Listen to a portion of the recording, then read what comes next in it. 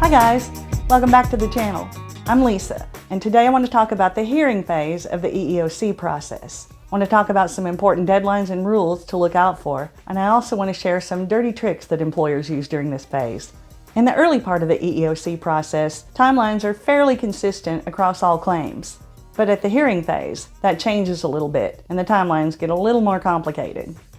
Shortly after you request your hearing, EEOC will assign a docket number and AJ to your claim. And shortly after that, your AJ will issue their initial order. Now, it may be called an initial order, a case management order, a scheduling order, or something along those lines. But it's going to be the very first order that your AJ sends you. No matter what your AJ calls it, that first order is going to lay out the important issues that are going to be discussed at your hearing. And it's also going to lay out the important deadlines and rules for all the pre-hearing activity. Just like the rest of the EEOC process, there are going to be deadlines and rules that you have to follow. And if you don't, it could be game over for you. Your employer's rules and deadlines are going to be the same as yours. And what that means is for the first time in the EEOC process, if they don't follow those rules or meet those deadlines, they're going to suffer the same consequences that you pretty much always have. And I'm going to share a little story with you about that in my case later on. A lot of the rules and deadlines are around discovery. Chances are your employer held back some information that should have gone into your report of investigation, but didn't because it was bad for their case. You may need that information to prove your case, and discovery is your chance to get it. So the first deadline I want to talk about is requesting discovery. A lot of pro se plaintiffs don't even realize that they have the right to request discovery, and if they do, they don't know how or when to do it. Those answers are going to be spelled out in your AJ's initial order. Now, I suggest going through that order and transferring all your deadlines to a calendar right away. You can use that calendar as a roadmap for your hearing process. The deadline for requesting discovery is typically around 30 days, but it can be shorter. In my case, it was just 14 days. And of course, the second deadline is for completing discovery. And that deadline for completing discovery varies between 10 days and 90 days, with 30 days being typical. And again, in my case, it was just 14 days.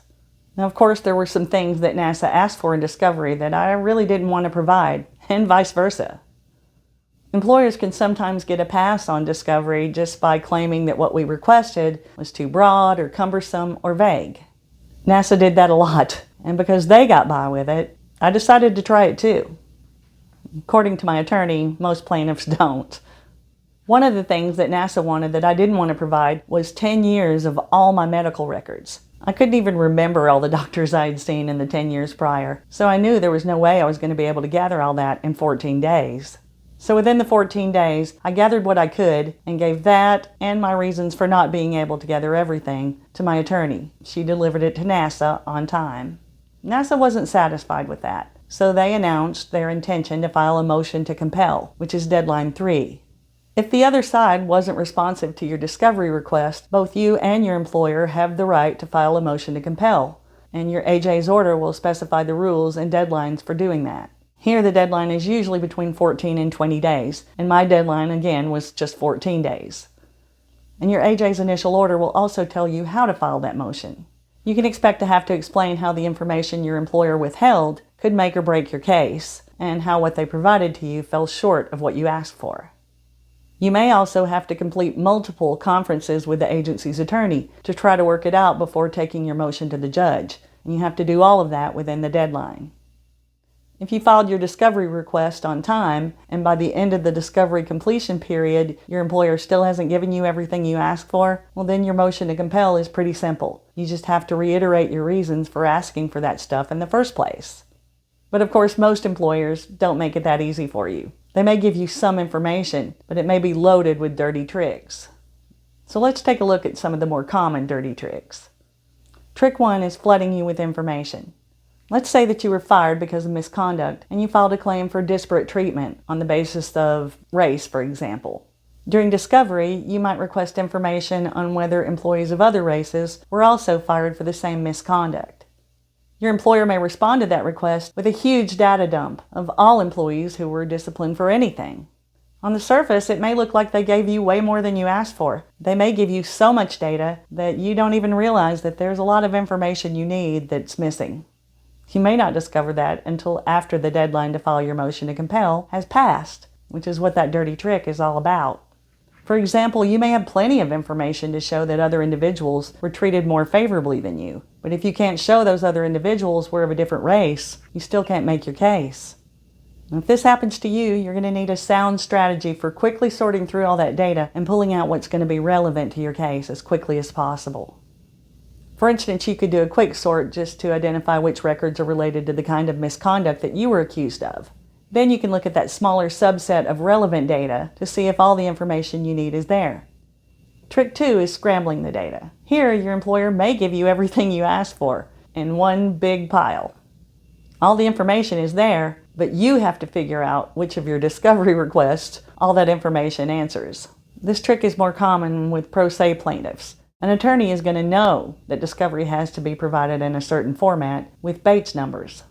And those Bates numbers should spell out which documents are going to go with what claims and what discovery requests. And the last dirty trick that I want to talk about today is the silent treatment. AJ's initial orders often say that before we can file a motion to compel, we have to meet with the opposing attorney to try to work out our issues together. And some AJs may go as far as requiring 2 conferences before we can file a motion. Now, if your AJ only gave you 14 days, like mine did, then it's going to be fairly easy for your agency to run down the clock. If they do succeed in running down the clock, you really want to be able to prove that to your AJ. Document every attempt you make to comply with your AJ's order, and document every delay by the agency. Now that we've gone through how hard it can be to jump through all these hoops and get your discovery, I want to revisit the good news that your employer has to jump through those same hoops. When I pushed back against NASA's request for 10 years of my medical records, NASA wasn't having any of that. But my AJ's orders said that to file a motion to compel, NASA had to meet with my attorney twice to try to work it out. And at that first meeting, my attorney noticed that the date on NASA's request for discovery was a week after the deadline, so their request was untimely. Of course, NASA's attorney asked for an exception, and they asked the judge to make me provide all the discovery they requested, even though their request was untimely. The judge didn't buy that, and he ruled that I didn't have to give NASA anything for discovery. So take notice, every deadline and every rule in your AJ's order counts. And if you violate that order, you're screwed, no matter who you are. So track your deadlines, know your rules, and hold yourself and your employer accountable. If nothing else, doing that is going to make it harder for your employer to take advantage of your inexperience. And you could even get lucky like I did, and your employer's inexperience might bite them for a change. That's it for today, guys. I'll see you next week. Till then, take care and hang in. Fight smart,